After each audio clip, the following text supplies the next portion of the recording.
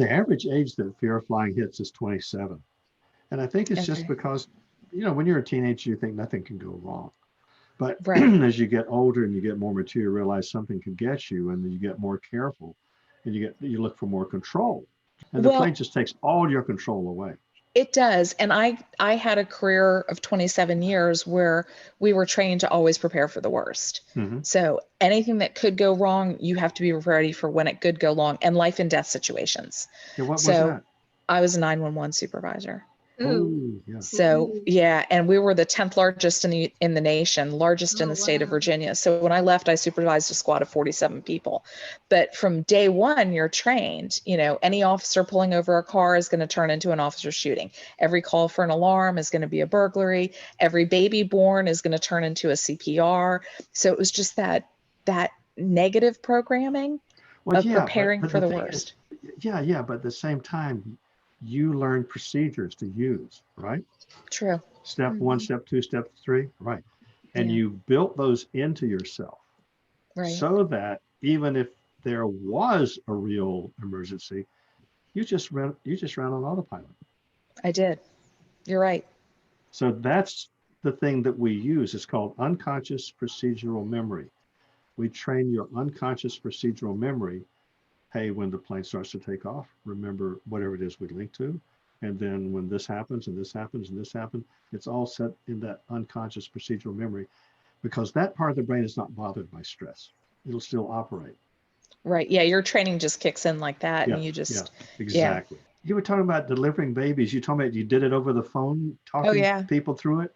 Hmm. Really? Wow. I delivered 9 babies over the phone in my 27 years. Oh Really? Some man. of them went right into CPRs where the babies weren't breathing. So Wow. Mm. yeah. Oh yeah, I handled homicides. The DC sniper incident, I was on the scene of that, one of those Oh, wow. shootings. Um, the CIA shooting with Kanzi, I dispatched that call. Yeah, I a lot of bad stuff, a lot of bad stuff. Wow. Mm. But again, it didn't. I never thought it phased me, I guess I should say. And being a psychologist, um, and No, I'm a you psych guys, nurse, a not a psych nurse, psychologist. Yeah. and Tom being a counselor. I Well, mean, yeah, but you get like I've got to be in control. I've got to be in control, and I've got to expect the worst. And I didn't realize it until I retired how much that programming really, that training resonated in me of always expecting the worst. But it's funny because my husband's a police officer. So he was a retired police officer. Now he's a golfer. Um, he's, he had that same training, and he was a Marine too. Hmm. He had that same training, but he's not wired the same way I am. He's not a worrier and he's not anxious. And I've Yeah. got all that. If we go back to that childhood stuff where the mother calms the baby, Uh-huh. activates the calming system, and this goes on for months and months. Now, at about somewhere around 18 months, the child's brain has developed a lot, and the child has kind of broken the code. Every time I start to cry, mom shows up. And what does Right. she do when she shows up? She says, honey, what's the matter? Oh, I Right. like that. And she picks me up and she holds me. I love the way her face looks, the way her body feels. Ah. So Makes what everything happens better. is the child gets used to expecting mom to make you feel better. So Sure. let's say mom's in a different room and you're the little kid and you start to get upset and you start to cry and you think she'll be here in a minute and she's going to say, honey, what's the matter? I'll hear her voice. I'll feel her touch. And what happens is before mom gets there, the child's imagination activates the parasympathetic nervous system.